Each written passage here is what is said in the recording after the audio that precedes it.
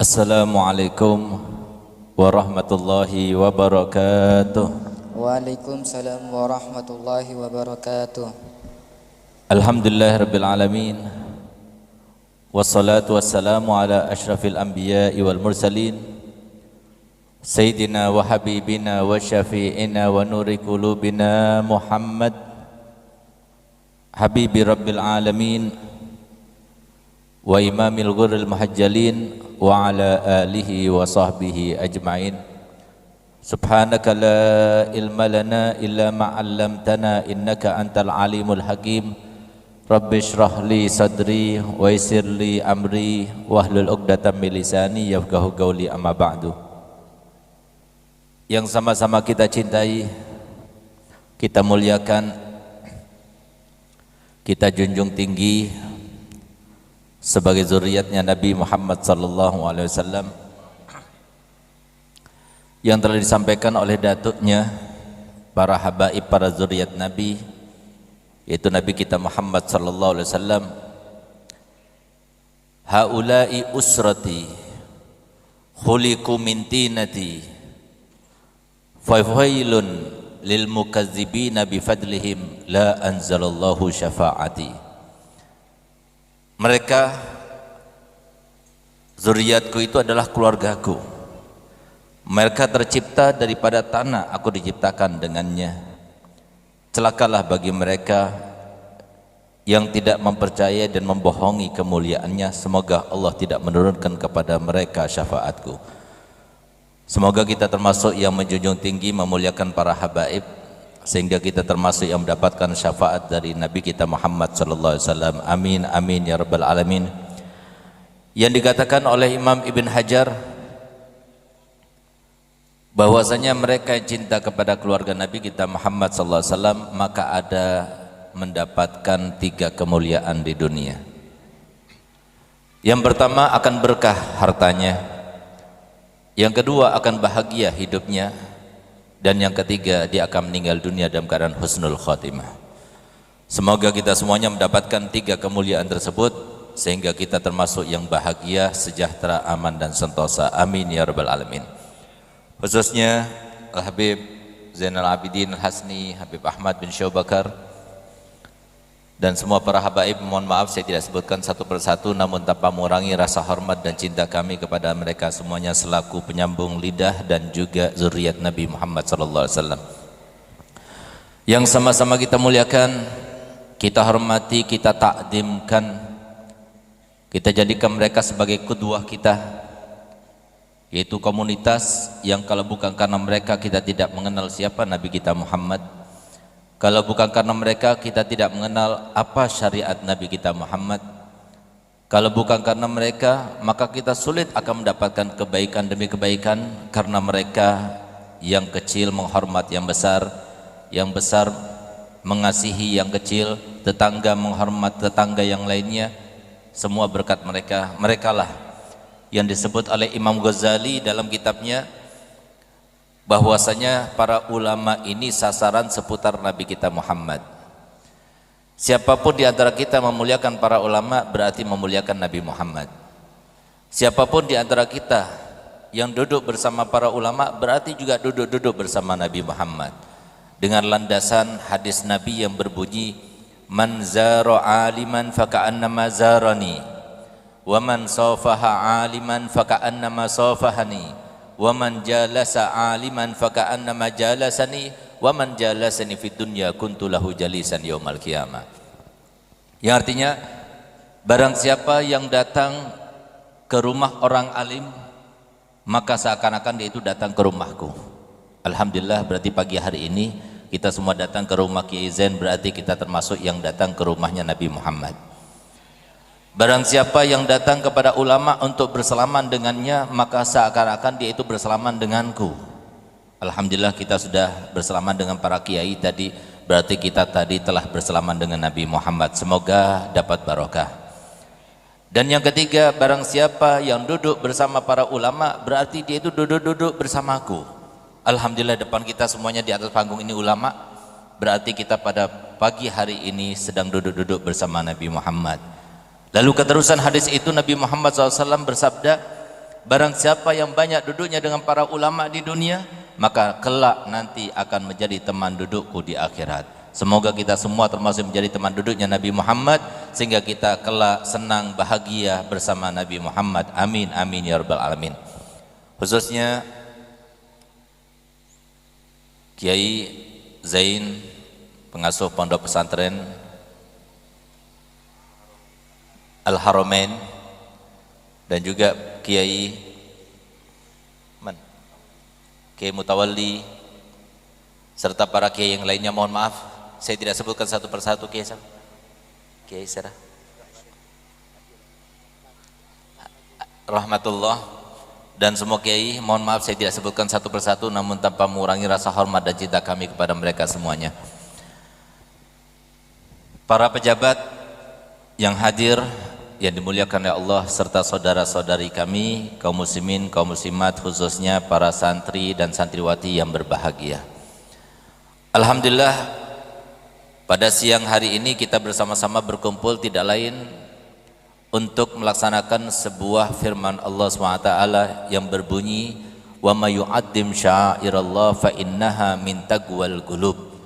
Barang siapa yang mengagungkan lambang-lambang agama, syiar-syiar agama, maka itu menandakan akan keagungan, kebesaran, ketakwaannya. Semoga dengan kita meninggalkan rumah kita masing-masing, aktivitas masing-masing, kita meninggalkan, meluangkan waktu, meluangkan tenaga, meluangkan energi, bahkan meluarkan harta, semuanya untuk kita datang ke tempat ini. Insya Allah kita tidak pulang dari tempat ini kecuali semua hajat kita dikabulkan, dosa kita diampunkan. Yang belum dapat jodoh semoga Allah berikan, yang belum dapat keturunan semoga Allah tentukan, yang belum pernah ziarah kepada Nabi Muhammad, belum pernah umrah, semoga Allah takdirkan. Keadaan kita yang tidak baik semoga Allah rubahkan, dan semoga semuanya termasuk yang dirindukan dan dicintai oleh Nabi kita Muhammad SAW. Amin amin ya rabbal alamin. Ma'asyiral muslimin wal muslimat rahimakumullah. Kenapa kita katakan bahwasanya kalau bukan karena taufik dan inayah daripada Allah Ta'ala, kita tidak akan berkumpul di tempat ini.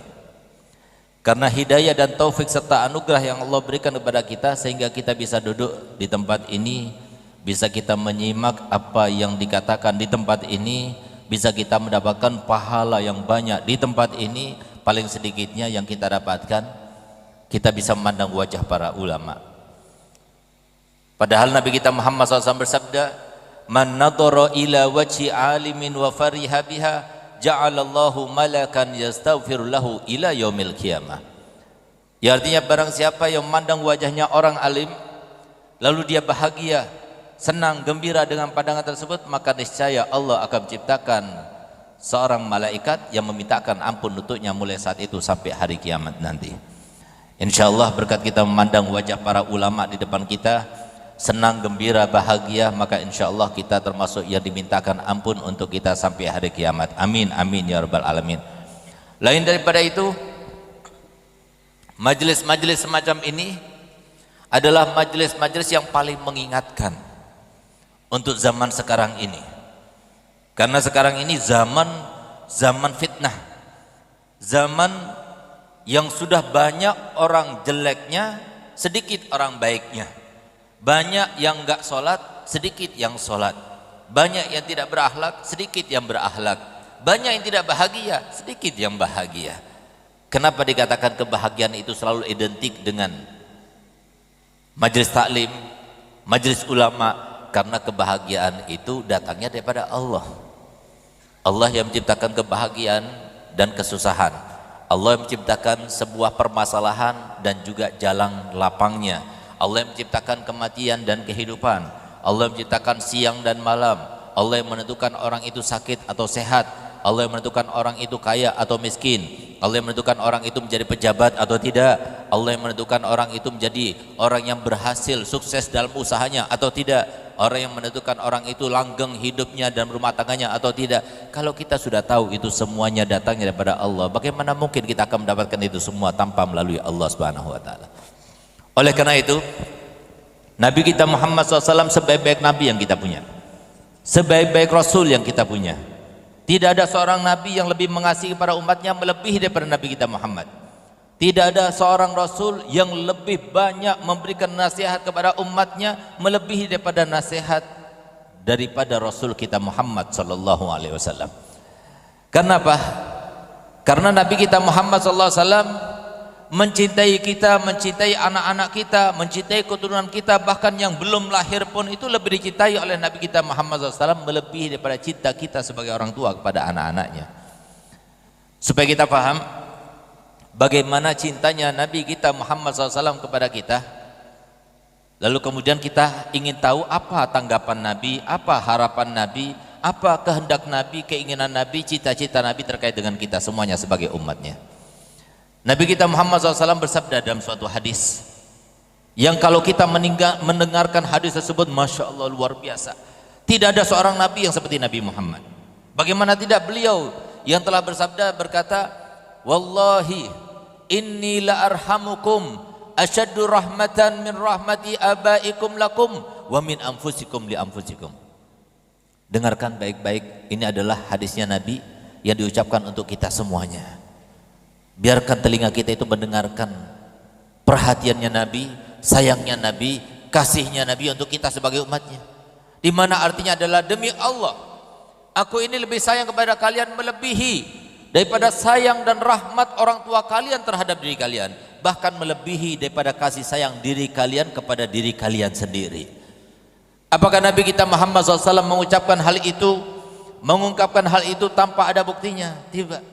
Nabi Muhammad memberikan bukti, bahkan tidak cukup sebagai bukti, tapi beliau mengawalinya dengan sumpah, di mana Nabi SAW bersabda, Wallahi law yushaku ahadukum bi syaukatin fi rijlihi la ajidu alamaha fil qalbi.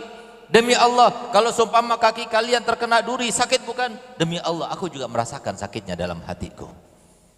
Suatu waktu Nabi kita Muhammad SAW membaca sebuah ayat terkait dengan diskusi pengaduan Nabi Ibrahim dan Nabi Isa terkait dengan umatnya, yang artinya, ya Rabb, kalau seumpama engkau memberikan azab kepada umat-umatku setelah aku meninggal nanti, setelah aku sudah tidak bersama dengan mereka lagi, maka itu dengan keadilanmu. Tapi kalau engkau ampuni mereka, maka aku sangat tahu bahwasanya engkau adalah Maha Pengampun dan Maha Kasih Sayang. Begitu Nabi kita Muhammad SAW membaca ayat tersebut, apa yang terjadi kepada Nabi Muhammad? Nabi Muhammad menangis. Enggak ada habis-habisnya beliau menangis, sedih, sehingga Syekh Abu Bakar Siddiq datang kepadanya, kenapa kalian Rasulullah? Nabi tetap menangis, tidak menghiraukan. Sejam, 2 jam, 3 jam Nabi Muhammad nangis, sampai kemudian malaikat Jibril datang, kemudian diperintahkan Allah Ta'ala untuk bertanya kepada Nabi kita Muhammad, kenapa beliau menangis? Maka ditanyakan kepada Nabi kita Muhammad oleh malaikat Jibril, ya Rasulullah, aku diutus oleh Allah untuk bertanya kepadamu, kenapa engkau menangis? Apa jawaban beliau? Iya Jibril, aku mendengarkan, aku menyimak, aku memperhatikan apa yang dikatakan oleh Nabi Ibrahim dan Nabi Isa terkait dengan umatnya. Maka aku teringat umatku nanti bagaimana setelah aku meninggal nanti. Aku teringat umatku bagaimana kelak nanti di akhirat, karenanya aku menangis. Sehingga dikatakan oleh para ulama, Nabi Muhammad tidak pernah tertawa kecuali untuk umatnya. Nabi Muhammad tidak pernah menangis kecuali untuk umatnya. Nabi Muhammad tidak pernah berdoa kecuali untuk umatnya. Nabi Muhammad tidak pernah merasa gembira, bahagia maupun sedih, sengsara kecuali juga untuk umatnya. Sehingga beliau kemudian setelah mendengar apa yang disampaikan oleh Nabi Muhammad, Jibril kembali ke atas. Ketika sampai dilaporkan pada Allah Ta'ala, tidak lama kemudian datang malaikat Jibril. Ya Rasulullah, aku baru saja datang daripada Allah, dan Allah telah memberikan wahyu kepadamu bahwasanya inna sanurdika fi ummatik wala nuhsika fihim abada. Allah Ta'ala berpesan melalui aku bahwasanya kami akan menjadikan kamu ridho terkait dengan umatmu sampai seridho-ridhonya, dan kami tidak akan membuat kamu susah dan sedih terkait dengan umatmu. Di saat itulah Nabi SAW hilang tetesan air matanya, berubah menjadi gembira, wajahnya tersenyum, dan sampai dikatakan oleh Syekh Abu Bakar Siddiq, aku tidak pernah melihat wajahmu ya Rasulullah segembira ini, sebahagia ini. Apa yang terjadi? Apa kata Nabi Muhammad? Diceritakan apa yang terjadi diskusinya dengan malaikat Jibril sampai kemudian jawabannya Allah Ta'ala. Di saat itulah kemudian Nabi Muhammad bersumpah, wallahi wallahi wallahi inni la arda wahidan min ummati finnar. Demi Allah, demi Allah, demi Allah, aku tidak rela kalau satu daripada umatku berada di dalam neraka. Oleh karenanya majelis ini sekarang majelis yang mengingatkan kita.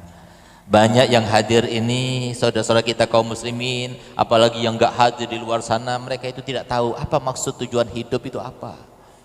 Banyak di antara mereka yang karena tidak mengerti orientasi kehidupannya, maka jadilah mereka itu tanpa ada arah, berjalannya tanpa arah, enggak mau sabar, enggak mau istiqomah, enggak mau dia ikhlas, enggak mau dia berakhlakul karimah, gak mau dia berjalan setapak demi setapak dengan apa yang dijalani oleh Nabi kita Muhammad SAW. Karena apa? Mereka tidak tahu orientasi kehidupannya apa. Sehingga pantas kalau Nabi kita Muhammad SAW bersabda dalam hadisnya, ad-dunya mal'unah, dunia ini semuanya itu dilaknat. Dari mulai Allah ciptakan dunia ini, nggak pernah Allah melihat sekalipun dengan pandangan rahmat. Itu artinya mal'un. Apa artinya mal'un? Jauh daripada rahmat. Apa artinya jauh dari rahmat? Jauh daripada kebahagiaan, jauh daripada kesenangan, jauh daripada kesejahteraan, jauh daripada keamanan, jauh daripada kesentosaan. Semua itu jauh. Kenapa? Tidak ada rahmatnya di situ. Oleh karena itu, tapi Nabi kita Muhammad SAW tidak pernah mengucapkan, menggambarkan, menyimpulkan maupun memberitahukan tentang sesuatu yang sifatnya negatif, kecuali pasti Nabi SAW memberikan kepada kita sebuah pengecualian. Kita lihat, kenapa sih di antara kita masing-masing selalu ada masalah?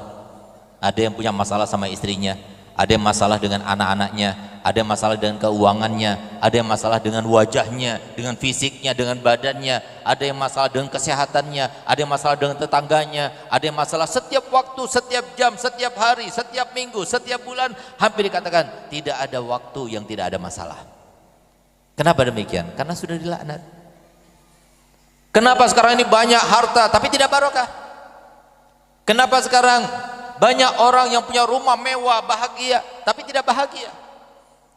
Banyak orang yang punya mobil yang mewah, yang wah, tapi dia tidak senang, gembira. Yang itu terjadi. Karena pengecualian disebutkan Nabi Muhammad SAW tidak disebutkan di sana. Oleh karenanya, apa pengecualian? Supaya rumah kita barokah, tanah kita barokah, milik kita barokah, istri kita barokah, anak kita barokah, semua yang kita miliki barokah. Karena keberkahan inilah yang menjadi pintu rahmat Allah. Rahmat Allah itu banyak. Di dalamnya ada kebahagiaan, di dalamnya ada kesenangan, di dalamnya ada kegembiraan, di dalamnya ada kemudahan, di dalamnya ada kelapangan. Itu rahmat Allah. Pintunya apa? Pintunya barokah. Kalau nggak ada barokah, kita punya istri cantik, nggak ada barokahnya, nggak bakal membahagiakan. Kita punya anak banyak, ganteng-ganteng, tapi nggak ada barokahnya, nggak bakal membahagiakan. Kita punya amal banyak, tapi nggak ada barokahnya, nggak bakal menyenangkan nanti di akhirat. Kita punya harta benda banyak, tapi kalau seumpama tidak ada keberkahannya, juga tidak akan menyenangkan dan membahagiakan. Di sini yang paling penting itu adalah keberkahannya. Tidak disebutkan seorang nabi pun, seorang rasul pun, kecuali selalu disertai, diiringi dengan keberkahan. Itulah keberkahan. Apa keberkahan itu? Keberkahan itu disebutkan oleh Habib Ali bin Muhammad Al-Habsyi Sahibul Maulid, habbah idza barakal maula tulaqi hubub. Keberkahan itu gambarannya, perumpamaannya, percontohannya sama seperti satu butir. Kalau Allah berkati satu butir itu tidak lagi menjadi satu butir, tapi ribuan bahkan jutaan butir. Itu keberkahan. Ziyadatun fil khair, bertambah kebaikannya. Bukan hanya satu kebaikan, 10 kebaikan, 100 kebaikan, 1000 kebaikan, dan seterusnya. Tapi semua keberkahan tidak mungkin kita dapatkan kecuali dengan cara dan jalan ketaatan. Ambil satu contoh. Kalau kita ingin tahu barokah, ada satu orang yang dia itu dekat kepada para ulama, dekat selalu hadir dalam majelis taklim, dekat dan selalu bersama para habaib. Sehingga apa? Dia banyak mengetahui tentang misteri dunia. Oleh karenanya, cukup ambil suatu pesan dan kesan dari pondok ini setelah kita pulang dari tempat ini. Kalau kita mau tanya siapa orang yang paling bahagia di dunia ini, maka jawabannya adalah mereka yang terkait dengan pondok pesantren. Saya berkata begini, mohon maaf, bukan berarti saya ini anti formal. Saya sendiri seorang formil. Saya seorang rektor. S1 saya di Daluah, S2 saya di Unsuri Surabaya, S3 saya di 2 tempat alhamdulillah, di UIN Malang dan di UTM Malaysia. Saya cari itu semuanya untuk apa?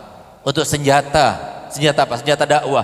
Kalau saya mengatakan demikian, saya cuma pakai serban saja, kapasitas saya sebagai kiai saja, maka pasti banyak yang menghujat. Ya pantas kiai yang ngomong. Kiai itu kan musuhnya dokter sama profesor. Tapi kalau saya sendiri yang ngomong, saya sendiri dokternya, saya sendiri rektornya, saya juga kiainya, mau bilang apa?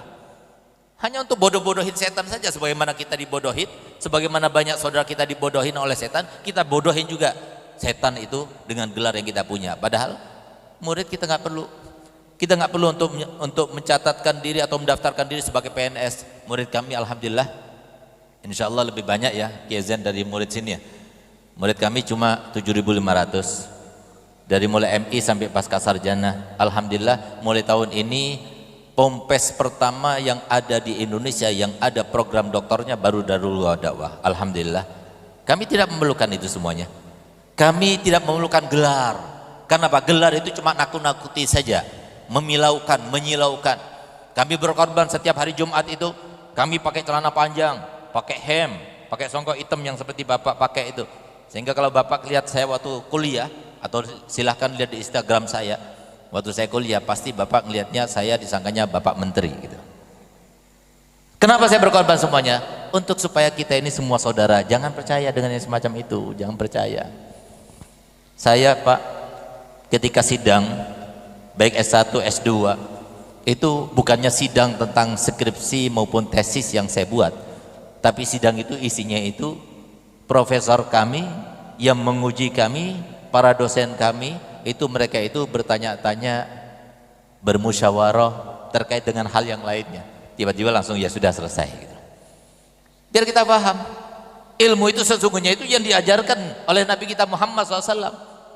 Ilmu itu yang dipelajari oleh seperti Kiai Zain di Makkah. Alhamdulillah kami berada di Madinah juga 4 tahun. Kami dianggap anak oleh guru besar kami, ya, dan guru besar daripada Kiai Zain, Abu Yazid Muhammad Al-Maliki. Sehingga kami kadang-kadang sebulan di Makkah, kalau Abu yang Maliki datang Madinah, saya ditelepon untuk datang kepadanya. Saya juga belajar pada Habib Umar bin Hafid, saya belajar kepada Habib Salim Syatiri, saya belajar kepada banyak para Habib. Itu ilmu yang sesungguhnya, ilmu yang nyata, ilmu yang ada silsilahnya, ilmu yang jelas siapa gurunya. Tapi kalau kita berguru di tempat pendidikan formal, gurunya siapa? Profesor Fulan. Di mana alma maternya? Di universitas ini. Habis itu siapa gurunya lagi? Fulan, Fulan, Fulan. Tapi setelah itu kemana? Habis. Karena apa? Universitas yang ada di Indonesia itu kan baru adanya itu sekitar 1900 tahun 30. Tapi kalau guru kami, guru saya alhamdulillah Habib Zain. Habib Zain gurunya Habib Muhammad bin Hafid, ayahnya Habib Umar bin Hafid. Makomnya di mana? Ada. Kemudian Habib Muhammad bin Hafid gurunya siapa? Habib Ali Masyhur. Makomnya di mana? Ada. Habib Ali Masyhur gurunya siapa? Habib Ali Habsi Sayyidul Maulid. Gurunya makomnya di mana? Ada. Semua sampai Habibullah Haddad, sampai Sayyid Faqih Muqaddam, sampai Imam Ghazali, kita ada silsilah ke sana sampai kepada Nabi Muhammad SAW. Nah, itulah faedahnya. Kalau kita belajar kepada seorang kiai, kita belajar kepada seorang guru, bukan cuma belajar teori, tapi belajar akhlak. Kalau dikatakan di dalam sebuah sejarah manaqib daripada seorang alim, akhadha an fulan, mereka telah mengambil dari fulan, itu bukan cuma mengambil ilmu, bukan cuma mengambil teori, tapi kita itu sudah digarap, sudah diadabkan, sudah dididik dengan didikan, bukan hanya dengan didikan teori, tapi didikan teori sekaligus praktek. Kita melihat bagaimana mereka betul-betul mengamalkan dengan ilmu yang diajarkan oleh guru dan guru sampai kepada Nabi kita Muhammad SAW. Sehingga kami dapat alhamdulillah ijazahnya musafahah. Apa ijazah musafahah? Musafahah itu Rasulullah pernah musafahah dengan sahabatnya. Sahabatnya kemudian mengijazahkan pada para tabi'in. Para tabi'in mengijazahkan pada tabi'in. Terus sampai guru kita, sampai kepada Abu Yang Maliki, dan juga musafahah dan kami seperti itu. Dengan perkataan inni uhibbuk, sebagaimana dikatakan oleh Nabi SAW kepada Sayyidina Mu'adz bin Jabal. Mu'adz bin Jabal memberikan ijazah kepada muridnya para tabi'in mengijazahkan lagi kepada para tabi'in sampai kepada gurunya, sampai kepada guru kita Abu Yang Muhammad Al-Maliki, dan beliau juga berkata kepada kami inni uhibbuk. Ijazah tulisan, ijazah kitab, semuanya ada. Ini ilmu yang benar-benar. Oleh karena itu para hadirin muliakan Allah Ta'ala, pengecualian itu apa? Supaya kita benar-benar di sisa hidup kita ini nggak sia-sia. Banyak orang kesian Pak, Ini sudah zamannya. Kalau kita ingin tahu bahwasanya keberkahan itu yang paling penting, yang paling pokok, nggak ada berkahnya percuma. Kenapa Nabi kita Muhammad SAW mendoakan, Allahumma aksir malaman abghadu ahli baiti wala burikalah. Semoga Allah memperbanyak hartanya orang yang benci kepada keluargaku tapi tidak ada barokahnya. Makanya dikatakan oleh para ulama, kalau mau jadi orang kaya cepat, jadilah pembenci para habaib, cepat jadi kayanya, tapi nggak ada barokahnya. Doanya Nabi pasti dikabulkan, tapi nggak ada barokahnya. Buat apa nggak ada barokahnya? Ini terjadi sekarang ini. Di Lumajang ini dulu yang punya mobil sedikit bisa dihitung dengan jari, sekarang banyak. Di Lumajang ini yang punya rekening dulu 30 tahun yang lalu bisa dihitung dengan jari, sekarang sudah banyak. Di Lumajang ini dulu nggak seberapa banyak orang kayanya, sekarang sudah banyak. Tapi mana keberkahannya? Mana keberkahannya? Jadi banyak kita ini orang yang punya uang, yang punya mobil, yang punya rumah mewah dan sebagainya, mereka itu tertipu. Karena apa? Kebanyakan di antara mereka seperti disebutkan dan disampaikan oleh Nabi kita Muhammad sallallahu alaihi wasallam, kam min talibin wa laysa biakili. Berapa banyak orang yang cari harta, tapi fungsinya bukan sebagai penikmat, fungsinya bukan sebagai yang merasakan apa yang menjadi jerih payahnya, tidak. Fungsinya apa? Sebagai babunya keluarga. Dapat uang beli tanah lagi, dapat uang beli toko lagi. Untuk apa? Investasi masa depan untuk anak-anaknya. Begitu sudah banyak sampai-sampai makannya mohon maaf, padahal dia mampu beli ayam, beli kambing, dia nggak mau, tetap saja makan tempe tahu.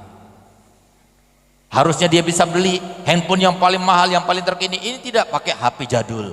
Bahkan saya melihat ada orang kaya raya rumahnya di Darmo, tapi herannya HP-nya itu diikat pakai karet.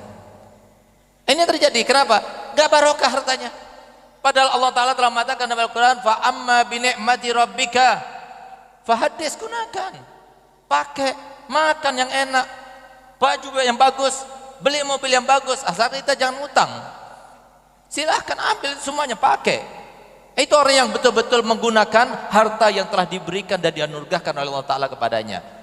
Setiap bulan kita berangkat pergi ke restoran di mana-mana di Lumajang dengan keluarga, kita senangkan mereka. Itu hak kita, hak mereka. Jangan sampai kita seperti filsafatnya orang Chinese, kumpulkan dulu, yang penting banyak dulu modalnya, nanti kalau sudah banyak untungnya baru kita nikmati. Kita tunggu sampai kita stroke baru kita nikmati. Kita nunggu sampai kita berbagai macam penyakit, nggak boleh ini, nggak boleh itu, baru kita nikmati. Sekarang kita nikmati. Kita dapat uang, bagi 3. Kata ulama, kalau kita mau benar-benar memaksimalkan penggunaan apa yang telah dianugerahkan Allah Ta'ala kepada kita, maka jadikan harta kita 3. Sepertiga kita nikmati dan keluarga, mereka yang paling berhak. Dan kita yang paling berhak, kita yang capek dari pagi kita kerja sampai malam, hasilnya mana? Gunakan. Kenapa? Semua harta yang kita miliki, kalau kita tidak gunakan, kita akan menyesalinya nanti. Jangan seperti yang dikatakan, yang banyak orang salah kaprah, mereka itu mengumpulkan uang-uang yang banyak untuk apa? Anaknya, memikirkan anaknya. Sekarang ini anak-anak gak mikirkan orang tuanya. Lagi trendy Pak, Bu, anak-anak sekarang ini lagi trendy. Makanya ibu-ibu, bapak-bapak saya pesani, kalau belum kaya, belum sugih, belum meninggalkan harta waris, jangan meninggal dulu. Kenapa? Sekarang banyak anak-anak muda, ya, kalau seumpama ayahnya meninggal, nggak meninggalkan warisan, apalagi sampai meninggalkan utang, itu dicaci maki habis. Dasar orang tua yang tidak bisa menguntungkan anak-anaknya. Ini yang terjadi. Bahkan subhanallah, begitu orang tuanya meninggal, memang dia ada di sekitar jenazah ayahnya atau ibunya, memang dia menangis, iya, tapi hatinya itu berbisik dan membisikkan, apa? Kira-kira berapa yang saya dapat kayak dari ayahku ini? Biar kita paham, kecelik apa tidak kecelik. Inilah yang maksudnya di dalam Al-Quran telah disebutkan, alhaakumut takasur hatta zurtumul makabir, kalian telah dilupakan, kalian telah dilalaikan. Siapa melalaikan? Setan. Oleh karenanya kata Nabi, bahwasanya ibadah itu banyak macamnya. Ada haji, ada umrah, ada puasa, ada akhlak yang baik. Tapi di antara amal ibadah yang paling sulit untuk kita lakukan adalah sedekah. Sedekah itu tidak mudah untuk kita keluarkan, karena sedekah itu ditunggangi oleh setan. Sampai-sampai kata Nabi Muhammad SAW, tidak akan keluar sedekah dari seseorang kecuali sampai melewati 70 bisikan atau 70 tenggorokan setan. Kalau kita bisa melewati 1 setan, 2 setan, 3 setan, sampai 70 setan, baru kita akan berhasil mengeluarkan sedekah kita. Makanya dikatakan oleh para ulama, kalau kita ingin sedekah langsung keluarkan. Jangan ditunggu, jangan disimpan. Karena apa? Kalau kita simpan atau kita tunggu, nanti bisa nggak jadi itu sedekahnya. Saya teringat Kezen, saya punya abah itu pernah berpesan kepada saya, kalau ada orang mau janji ngasih bantuan untuk pondok, kalau hari ini 10.000, kalau besok 10 juta, jangan ambil yang besok, yang hari ini saja. Kenapa? Besok bisa berubah lagi. Subhanallah, Habib Ali Habsyi pernah beliau bercerita tentang hadis ini. Ada satu orang yang dia itu begitu mendengarkan tentang faedilahnya sedekah untuk kita, bukan untuk siapa-siapa. Ingat, bapak-bapak, saudara kami kaum muslimin, kaum muslimat rahimakumullah, apa yang kita lakukan untuk siapa? Untuk kita sendiri. Untuk menyelamatkan siapa? Kita sendiri. Anak-anak, istri kita, keturunan kita, anak murid kita, semua itu cuma dapat imbasnya saja. Tapi yang pokok untuk kita sendiri. Ingat, kita meninggal sendirian, enggak bakalan ada keluarga yang mau menemani kita. Enggak bakalan mereka sudi untuk menemani kita, walaupun mereka cintanya luar biasa pada kita. Tapi kalau untuk kematian, matio dewe, kata orang Jawa. Ini yang terjadi. Jadi supaya kita paham, siap-siap dari sekarang. Jangan cuma dipikirkan keluarga terus. Sekarang coba lihat, begitu ayahnya meninggal, banyak di antara kita semacam itu. Begitu ayahnya meninggal, kita sudah bernazar, bahkan di dalam hatinya sudah berniat, setiap hari saya akan ziarah kepada kubur ayahnya. Tapi kemudian setelah itu, bukan setiap hari, setiap minggu. Setelah itu setiap bulan. Setelah itu setiap 3 bulan sekali. Setelah itu kalau sempat setahun sekali. Ini yang terjadi. Kalau kita tergantung pada anak kita, habislah kita. Ini yang diinginkan oleh setan. Oleh karenanya, supaya kita tidak termasuk semacam itu, maka dengarkan satu ayat. Kalau orang itu dengar ayat itu dan disingkap rahasianya, maka dia akan menjadi orang yang tidak mau jauh daripada para ulama. Apa itu ayatnya? Ayatnya berbunyi, wala takunu kalladzina nasullaha fa ansahum anfusahum. Jangan kalian mau jadi orang-orang yang lupa kepada Allah. Karena kalau sudah lupa kepada Allah, Allah yang akan melupakan kepada dia segala kesempatan yang baik harusnya dia dapatkan, hilang semua kesempatannya. Tapi alhamdulillah, coba lihat, tadi kita diingatkan karena kita dekat kepada ulama. Tadi Kezen menyampaikan ada satu hal, saya terkesan dengan kata-katanya. Ayo sebentar lagi kita menyimak ya pengajian daripada Habib. Jangan lupa diniati dengan niat yang baik. Siapa yang mengingatkan semacam itu kalau bukan Nabi Muhammad? Siapa mengingatkan semacam itu kalau bukan ulamanya Nabi Muhammad? Kenapa? Mereka itu memberikan kita sebuah peringatan, sebuah kesempatan, itu jangan dibiarkan. Kenapa? Dulu orang tua kita, kakek moyang kita, kalau ada majelis-majelis semacam ini, majelis dengan para ulama, majelis berzikir dengan ulama, majelis mau'idah, itu mereka itu menganggap majelis semacam ini adalah pesugihan nomor 1.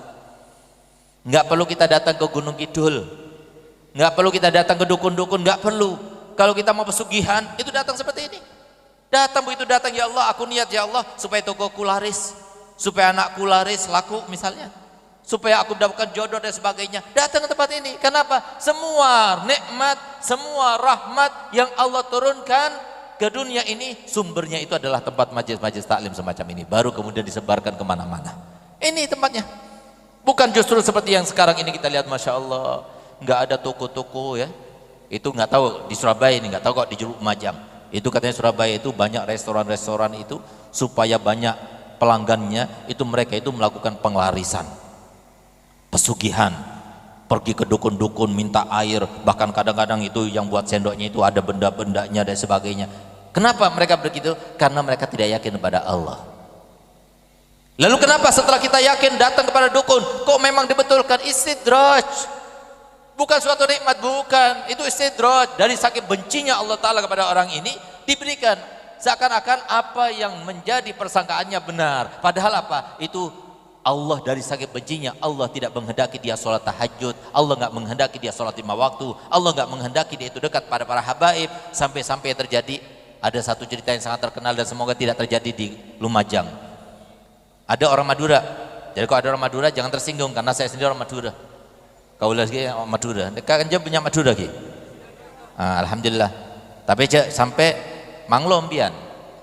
Ki, neka berdiri Madura soki. Napa? Dagangannya dagang anu. Kita memojokkan kita, menyudutkan kita justru adalah istri dan anak-anak kita.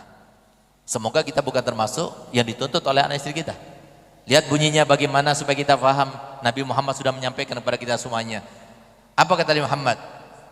Nabi Muhammad bercerita ada satu orang ahli masjid, dekat kepada ulama, baik ibadahnya, tahajudnya baik, sehingga dia itu akan divonis sebagai penghuni surga. Begitu dia akan divonis, ternyata ada yang menuntut dari dalam neraka sana. Sehingga Allah Ta'ala berkata kepada malaikat yang memvonis itu, "Mah, tunggu, dengarkan, siapa yang menuntut dan apa isi tuntutannya?" Nabi Muhammad menjelaskan, ternyata yang menuntut adalah anak dan istrinya. Dan ternyata isi tuntutannya disampaikan oleh Nabi Muhammad, dan semoga kita bukan termasuk yang mendapatkan isi tuntutan semacam ini. Apa isi tuntutannya? Isi tuntutannya berbunyi begini, "Ya Rabbana khudh haqqana minhu fa innahu la yu'allimuna ma najhalu wa kana yut'imunal haram wa nahnu la na'lamu." Ya Allah, aku minta keadilanmu ya Allah. Aku sekarang berada di neraka gara-gara orang ini ya Allah. Dulu waktu aku di dunia dia tidak pernah memberitahukan aku yang seharusnya aku ketahui. Pengetahuan yang wajib aku ketahui dia tidak memberikannya kepada aku. Itu yang pertama. Oleh karenanya siap-siap yang enggak masukkan anaknya dalam pesantren, yang enggak masukkan anaknya dalam madrasah diniyah, yang enggak mengeleskan anaknya ilmunya Nabi Muhammad SAW, akhlak, sejarah Nabi, syariatnya, ibadah yang terkait dengan nikah maupun muamalah, maka siap-siap nanti akan diminta pertanggungjawaban semacam ini. Ini yang pertama. Yang kedua, wa kana yut'imunal haram wa nahnu la na'lamu. Dulu waktu aku di dunia, aku selalu diberikan asupan-asupan yang haram, sementara aku tidak tahu kalau asupan yang ternyata aku makan itu adalah haram. Coba lihat Pak, padahal mereka nggak tahu kalau itu asupan haram, harusnya kan nggak apa-apa. Sama seperti ini misalnya, saya dikasih minuman oleh tamu, karena saya bertamu saya kasih minuman, ternyata minuman ini minuman arak, minuman bir, saya minum, dosa apa tidak saya? Dosa apa tidak? Saya tidak tahu kalau ini arak. Saya tidak tahu kalau ini adalah bir. Saya tidak tahu, saya disuguhi, saya minum, ternyata itu arak. Saya dosa apa tidak? Enggak dosa, kenapa? Saya nggak tahu. Masalahnya, karena saya tidak pernah minum khamar, begitu saya tenggak sedikit saja, kira-kira saya mabuk apa tidak? Itulah efeknya itu ada. Efek daripada makanan haram itu ada, sehingga pantas jika Nabi kita Muhammad SAW bersabda, "Man akalal halala atau ajawarihu sya'at am abad alimat aulam ta'lam." Barang siapa yang makanannya haram, yang makanannya halal, mau tidak mau anggota badannya akan digunakan untuk taat. Dan barang siapa yang makanannya haram, mau tidak mau anggota badannya sengaja atau tidak sengaja akan digunakan untuk maksiat. Ada pengaruhnya dalam diri kita. Sehingga lihat bagaimana dia berkata, "Gal ya Rab, dulu aku waktu di dunia diberikan asupan-asupan yang haram, sementara kami tidak tahu kalau itu adalah asupan yang haram." Oleh karena itu para hadirin yang dimuliakan Allah Ta'ala, contohnya begini, silakan Bapak ya datang ke sini. Kita lihat tadi anak-anak santri, begitu saya datang mereka berebutan cium tangan. Coba kita datang ke tempat SMA, coba kita datang ke anak-anak SD, ada yang begitu? Nggak ada, walaupun saya pakai imamah nggak bakal datang seperti itu. Paling saya datang pakai imamah, datang ke sana, wah ada Pak Dukun datang, sangat begitu. Kenapa? Mereka nggak tahu, mereka nggak paham. Jadi jangan salahkan mereka. Kalau sekarang di desa ini, di Lumajang ini banyak yang durhaka sama orang tuanya. Jangan salahkan anak-anaknya, salahkan orang tuanya, karena orang tuanya bertanggung jawab. Kenapa sekarang ini banyak istri yang tidak baik, istri yang durhaka pada suaminya? Bahkan baru-baru ini ada sebuah penelitian yang mengatakan bahwasanya 85% istri yang ada sekarang ini menguasai suaminya. Nggak tahu kok di Lumajang berapa persen? Sama saja Pak Zen, Kiai Zen? Lebih banyak katanya, Masya Allah. Jadi 90% bisa jadi takut sama istrinya. Ini zamannya sudah bukan takut pada ibunya, bukan takut pada orang tuanya, lebih takut pada istrinya. Kalau mau masuk rumah, apalagi yang terjadi ya? Pulang terlambat, ya nanti ditanya apa ya jawabannya, bohongnya banyak pada istrinya. Nah, ini gara-gara apa? Gara-gara takut sama istri. Ini sudah zamannya. Kenapa? Enggak dididik dengan didikan Nabi Muhammad. Bu, anak-anak kita Bu tergantung sama ibu-ibu. Ambil satu kenyataan di dalam kitab saya, Anakku Investasi Akhiratku, saya tulis di sana bahwasanya anak-anak itu karakternya, tabiatnya, akhlaknya itu tergantung kepada ibunya 60%. Tergantung kepada ayahnya 40%. Tapi penelitian yang terakhir, yang terkini yang dilakukan oleh Profesor Zhou di Amerika sana, di Harvard University, itu disebutkan bahwasanya anak-anak karakter dan tabiatnya itu ikut DNA orang tuanya. Sedangkan ikut DNA daripada ibunya sebanyak 75%, 25% ikut ayahnya. Jadi itu yang terjadi, walaupun ayahnya itu maling, walaupun ayahnya bajingan, tapi kalau ibunya solihah, maka anaknya soleh-solehah. Walaupun ayahnya kiai, walaupun ayahnya orang wali, tapi kalau ibunya tolihah, ibunya durhaka sama suaminya, tidak solihah, tidak baik, maka pasti anaknya juga demikian. Oleh karenanya kalau seumpama bapak-bapak, ibu-ibu punya istri yang tidak baik, tapi nggak mau menceraikan, ya anaknya langsung dimasukkan pesantren. Kalau nggak, bakal jadi fotokopi ibunya. Ini yang terjadi zaman sekarang ini. Kenapa demikian? Jangan salahkan istri-istrinya, Pak. Kenapa? Salahkan orang tuanya dulu, lalu salahkan suaminya juga. Oleh karenanya Bu, ini kesempatan Bu. Sekarang ibu berperan pada zaman sekarang ini sesuai dengan apa yang disampaikan Nabi Muhammad. Semua yang terjadi zaman sekarang ini disampaikan 1400 tahun yang lalu. Coba lihat, Nabi kita Muhammad menyampaikan keadaan yang terjadi zaman sekarang ini. Sayati 'alan nasi zamanun, bakal datang kepada manusia satu zaman. Apa zaman itu kata Nabi Muhammad? La yabqa minal Islam illa ismu. Tidak tersisa daripada keislaman kecuali namanya. Di KTP-nya Islam tapi dia enggak sholat. Di KTP-nya Islam tapi enggak ada ketakwaan dalam dirinya. KTP-nya Islam tapi dia enggak berakhlakul karimah. Nah, ini. Wala minal iman illa rasmu.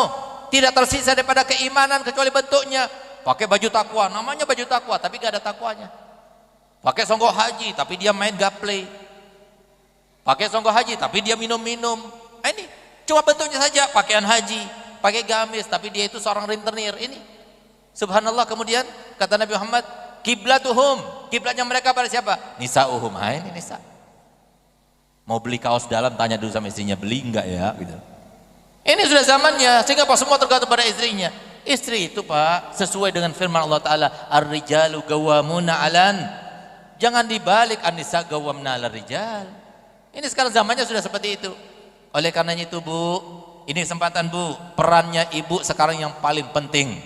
Bagaimana caranya supaya ibu mendapatkan rumah bahagia, rumah tangganya langgeng, harmonis, romantis. Kalau kita ingin mendapatkan keromantisan, kalau kita ingin mendapatkan kelanggengan, kalau kita ingin mendapatkan kebahagiaan dalam rumah tangga kita, maka tidak ada jalan lain kecuali harus berkiblat kepada Nabi kita Muhammad SAW. Oleh karena itu Bu, kalau ibu mau tidak Bu? Istri, suami ibu, anak-anak ibu semuanya menjadi akhlakul karimah. Mau tidak? Rumah tangganya rumah tangga yang menghidupkan sunnahnya Nabi. Mau tidak? Rumah tangganya suaminya menjadi seorang pemimpin, memberikan contoh yang baik kepada anak dan istrinya. Mau tidak? Kalau mau Bu, ini sekarang kesempatan Bu. Pokoknya pulang dari sini ultimatum suaminya. Habib sudah bilang dan saya sudah suruh nyampaikan sama sampean, ini ultimatum dari saya. Ultimatum orang Lumajang ngerti enggak ya? Ngerti ya Bu? Ngerti Bu? Enggak ngerti. Kenapa ultimatum bahasa Madura neka? Hah? Ancaman, perintah setengah ancam. Perintah setengah ancam, setengah ancaman. Neda neka Bu, sampai aki. Pokoknya tormatura Habib neka heula. Pokoknya mulai semangkin neka empian harus hadir majelis kiai. Harus hadir saminggu du kaleh. Mun tak hadir kaula tak abri malam Senin malam Jumat. Insyaallah Bu, thank you pian. Teliti. Coba pelajari. 3 bulan suami ibu datang majelis, lihat ekonominya lain, lebih sejahtera, lihat bagaimana salatnya, lihat bagaimana kebahagiaannya, lihat bagaimana nurut anak-anaknya, semuanya itu akan berubah semuanya. Kenapa? Allah Ta'ala sudah menegaskan dalam Al-Quran, walau anna ahlal qura amanu wattaqau la fatahna alaihim barakatim minas sama'i wal arad. Kalau seumpama penduduk suatu desa itu mereka beriman dan bertakwa, dan gak mungkin orang beriman dan bertakwa ini sama seperti ini Pak. Presiden di Indonesia ada berapa orang? Ada berapa Pak? 1. Yang namanya Kapolri itu ada berapa orang? 1. Yang namanya Kapolda itu ada berapa orang? 1. Yang namanya Pangap itu ada berapa orang? 1. Yang namanya orang kaya di desa ini ada berapa orang? Ya mungkin ada 1, ada 2, ada 3, kan sedikit. Yang lebih banyak miskinnya kan? Lebih banyak kayanya apa lebih banyak miskinnya? Saya yakin itu. Kenapa? Kalau banyak kayanya pasti pondoknya nggak seperti ini. Pasti lebih terjamin, lebih sejahtera. Nah, tapi banyak yang mangkrak ini masih belum selesai. Belum selesai, Kiai. Belum selesai katanya. Nah, berarti di sini tandanya banyak yang nggak kaya-kaya di sini. Nah, subhanallah, kekayaan itu pencapaian. Nggak mungkin jadi orang kaya kecuali dia sudah berdagang. Nggak mungkin dia jadi presiden kecuali dia sudah berjuang, mengeluarkan uang banyak. Apa namanya? Sekarang kamu si pilkada, Pak. Biasanya sogok sana, sogok sini. Ayo ambil, tapi tanda tangan ya. Coblos saya ya. Seperti itu dulu. Uangnya banyak keluarkan, baru dia jadi. Nggak mudah pencapaian. Tahu pencapaian, Pak? Harus ada usaha. Kita mau ngambil pohon kelapa, ambil kelapanya di pohon kelapa. Pohon kelapa tinggi. Kalau kita mau ngambilnya gimana caranya? Naik dulu, naik ke atas, baru kita petik. Begitu pula kalau kita ingin menjadi orang beriman dan bertakwa sebagai jaminan daripada Allah, kalau ingin bahagia hidupnya, ingin sejahtera hidupnya, maka harus jadi orang beriman bertakwa. Gimana caranya jadi orang beriman bertakwa? Nggak ada jalan lain kecuali dekat kepada para ulama, belajar kepada para ulama. Coba lihat, subhanallah, ada salah satu putranya abah saya, Habib Hasan Baharun. Dia itu pada malam haul abahnya, Habib Hasan Baharun, itu beliau bermimpi. Mimpinya gimana? Mimpinya itu dia berziarah kepada makam ayah saya. Ketika dia berziarah, dia baca Quran di situ. Lalu datang rohaniya. Rohaniya itu perasaan yang menghanyutkan, sehingga dia menangis karenanya. Menangis sejadi-jadinya. Ketika dia menangis, dia mendengarkan suaranya Nabi Muhammad dalam kuburnya itu. Kuburnya saya punya ayah, ada Nabi Muhammad di dalamnya.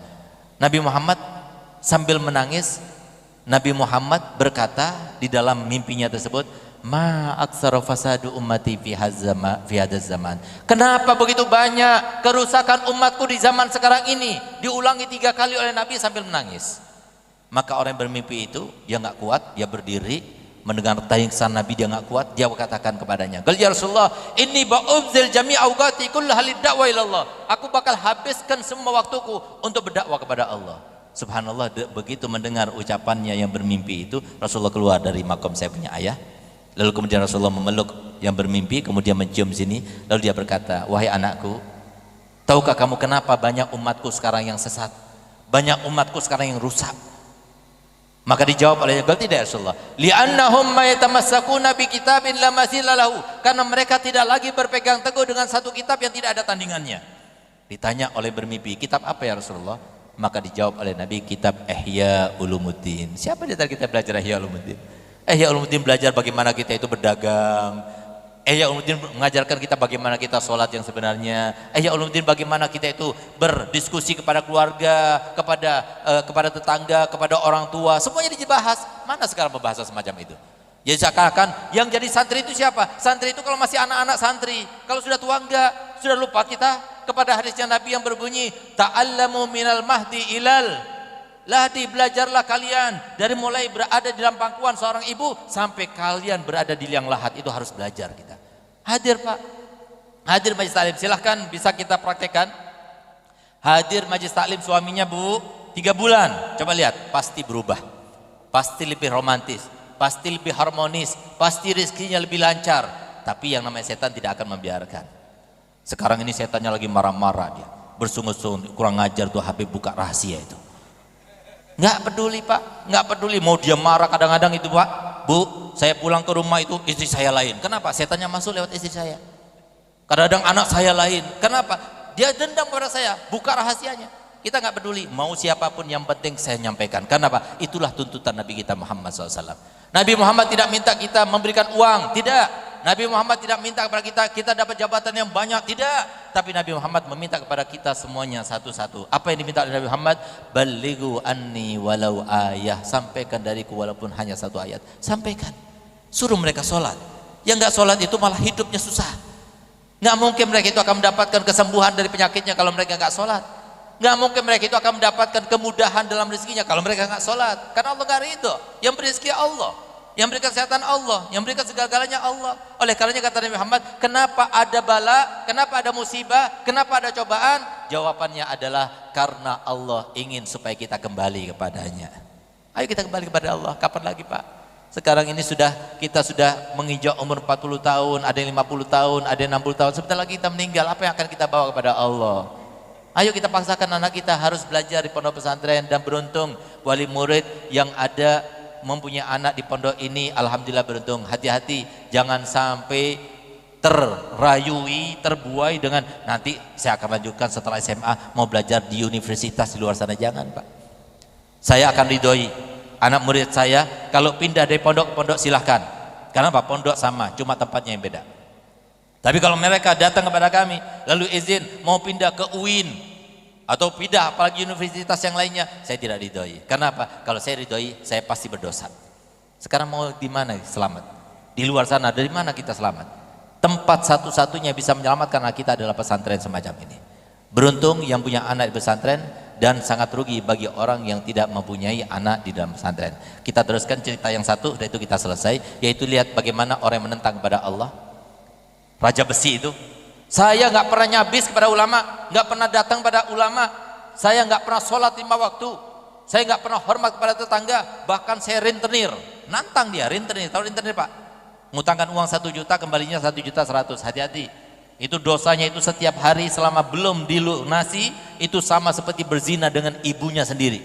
Hati-hati yang punya utang sama bank itu rentenir itu namanya. Jadi hutang kepada bank itu berarti riba.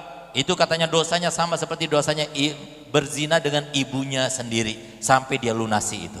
Subhanallah, lihat seminggu kemudian setelah dia berkata begitu, dia katakan selanjutnya, walaupun saya tidak pernah nyabis, walaupun saya tidak sholat 5 waktu, walaupun saya seorang rentenir, saya setiap tahun pasti kalau nggak haji umroh, keluarga saya berangkatkan semua umroh dan sebagainya. Dia bangga, sombong. 1 minggu kemudian terjadi kecelakaan, padahal mobilnya Mercy. Tangan kirinya, kaki kirinya itu habis. Dibawa ke Adi Husada Surabaya, itu harus diamputasi. Dengan sombongnya dia mengatakan, enggak, tidak, saya tidak akan berjalan dengan 1 kaki. Saya punya uang, saya akan mengembalikan kaki saya. Katanya dokter yang ada di sana, ini enggak mungkin. Kemungkinannya sangat kecil. Saya punya uang, saya akan berangkat ke Singapura, dibawa ke Singapura Pak. Katanya orang-orang Singapura, dokter Singapura juga mengatakan demikian, nggak mungkin kecil, ada kemungkinan tapi cuma 25%, nggak apa-apa 25%, saya punya uang banyak. Akhirnya tinggal di rumah sakit yang mahal sana, 6 bulan lamanya, sampai uangnya ludes Pak. Dari uangnya itu semuanya dijual, sampai sudah habis hutang, subhanallah, hari terakhirnya diamputasi juga. Karena apa? Karena sudah titanas, kalau tidak dia akan membahayakan nyawanya. Dipaksa, dipotong akhirnya. Hartanya sudah habis, yang di Madura sudah dijual, yang di Surabaya sudah dijual. Akhirnya Pak, nggak tahu sekarang masih hidup atau tidak, pokoknya dia minta-minta. Tapi jangan lihat kalau ada kakinya nggak ada berarti dia, jangan, belum tentu. Ya, jangan sudon pada orang. Ini cuma sebagai contoh saja. Jangan berani-berani menentang kepada Allah. Akhirnya kita minta pada Allah Ta'ala, semoga kita semuanya termasuk dirahmati oleh Allah Ta'ala, diberikan hidayah, diberikan inayah, diberikan riayah oleh Allah Ta'ala. Semoga keluarga kita, keturunan kita semuanya tidak pernah dijauhkan daripada rahmatnya Allah Ta'ala. Kita doakan Kiai Zain dan semua para kiai yang ada, ya Allah, semoga panjang umurnya, dimudahkan segala urusannya, ditambah cinta nabinya kepada mereka semuanya, dan semoga anak-anak keturunannya bisa meneruskan pondok ini sehingga pondok ini menjadi jariah bagi keduanya, bagi kedua orang tuanya, dan bagi kakek moyangnya semuanya sampai hari kiamat nanti, ya Allah. Ya Allah, jadikanlah kami semua, ya Allah, tidak Engkau biarkan kami pulang ke rumah kami kecuali dalam keadaan, ya Allah, semua dosa kami Engkau hapuskan.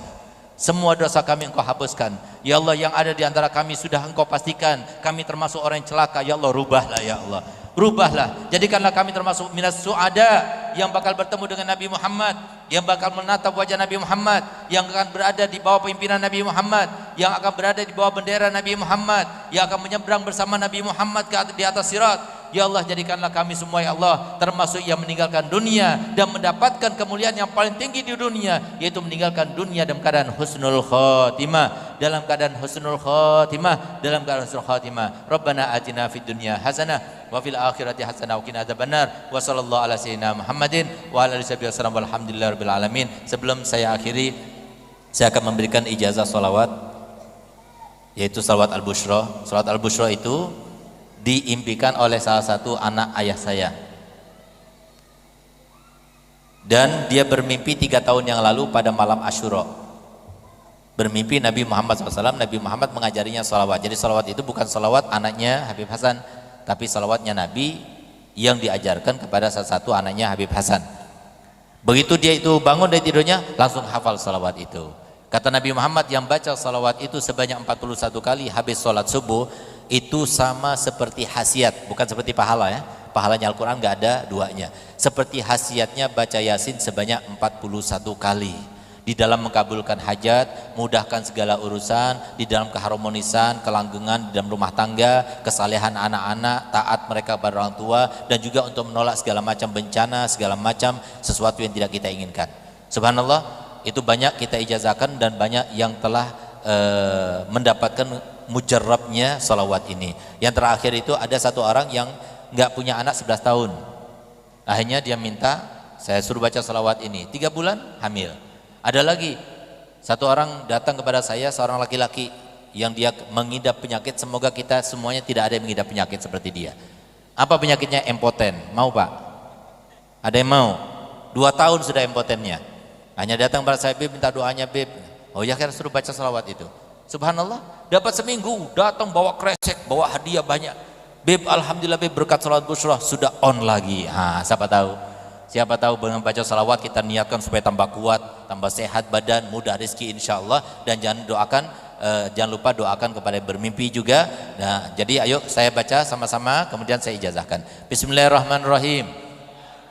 Allahumma salli wa sallim ala sayyidina Muhammadin sahibil bushra salatan tubashiruna biha wa ahlana wa uladana wa jami'a masyaikhina wa muallimina wa talabatana wa talibatina min yaumina hadza ila yaumil akhirah. Jadi kalau seumpama sudah hafal, bacanya itu 41 kali cuma 6 menit saja. Jadi kalau bacaannya seperti yang saya baca tadi, harokatnya sesuai, maka bapak-bapak, ibu-ibu semuanya saya berikan ijazah untuk membacanya, dan saya berikan ijazah untuk memberikannya kepada yang lainnya. Yang penting jangan dikomersilkan. Ayo sama-sama kita jawab, saya terima ijazahnya Habib. Nah, itulah apa yang bisa saya sampaikan. Kurang lebihnya saya mohon maaf. Wabillahi taufiq wa hidayah. Wassalamualaikum warahmatullahi wabarakatuh.